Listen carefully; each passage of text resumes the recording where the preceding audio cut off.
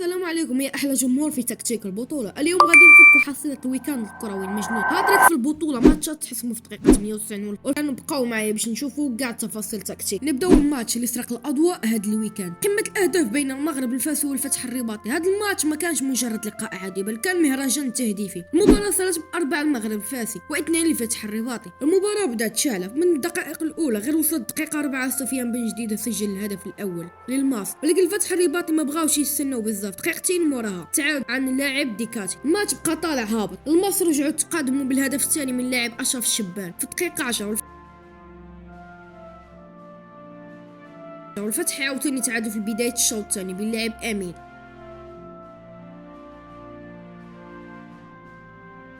ولكن الليله كانت وحده، هي ليله سفيان بن جديده. هذا المهاجم كان في نهار وقدر يسجل جوج اهداف اخرين في الدقيقه 75 والدقيقه 87 باش يكمل الهاتريك ديالو يقتل الماتش النهائي للماس. خلاصه لهذه المباراه، الماس اليوم ما بينات على القوه الهجوميه كبيره واستغلت كاع الفرص اللي جاوها، بينما الفتح اللي معروف بالدفاع المنظم اليوم بانوا مفكين واستقبلوا حصه ثقيله ديال 4 اهداف. 3 نقاط غاليين للمصاويين اللي فرحوا الجمهور بهذا الاداء الرائع.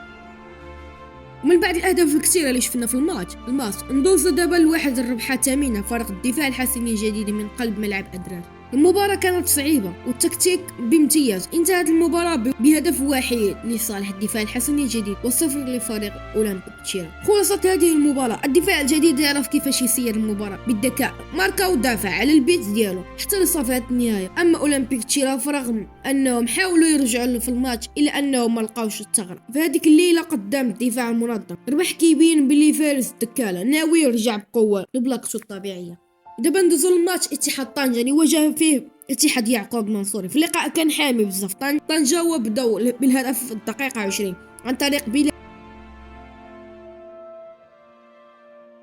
الماتش عرف تحول في الدقيقة 42 فاش تخرج اللاعب من يعقوب منصوري بورقة الحمراء، ولكن هادشي ما منعهمش باش يرجعوا في الماتش بضربة جزاء ماركا مهدي في الدقيقة 53.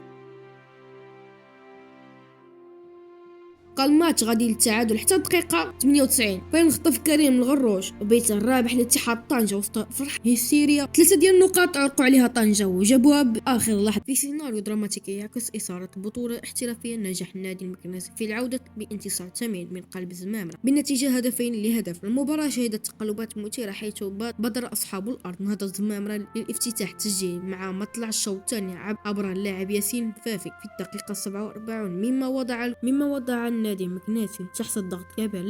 لكن رد الفعل الفريق المكناسي كان حاسما حيث أظهروا شخصية قوية وتنظيما هجوميا أثمر عن هدف التعادل بواسطة محمد في الدقيقة 62. وبينما كان الجميع يعتقدون أن اللقاء حيث أظهروا شخصية قوية وتنظيمية هجومية أثمر عن هدف تعادل بواسطة محمد سهد في الدقيقة 62. وبينما كان الجميع يعتقدون أن اللقاء يسير نحو اختتام النقاط، ابتسم الوقت قاتل للمكنسيون بعدما تحصلوا على ركلة جزاء في الدقيقة الثالثة من وقت بدل ضائع ترجمها محسن أنزول بالنجاح إلى هدف الفوز. هذا الانتصار لا يمنح المكنسيون 3 نقاط غالية فحسب، بل يؤكد على الروح القتالية العالية للفريق وقدرته على قلب الطاولة في أصعب ظروف خارج ميدانه. وفي المواجهة طابعها التكافؤ على أرضية الملعب. انتهت قمة الرجاء الرياضي ومضيفي اتحاد ورقة بالتعادل الإيجابي هدف لمثله. المباراة التي حبست الأنفس لم تكشف عن أسرارها إلا في الشوط الثاني حيث نجح أصحاب الأرض اتحاد تركي في مباغته النصور بهدف تقدم عن طريق اللاعب ياسين الدحماني دقيقة 54، لكن رد فعل الرجاء كان سريعا وصارما أمر إلى نصب بالتسجيل هدف التعادل في الدقيقة 56 رغم محاولات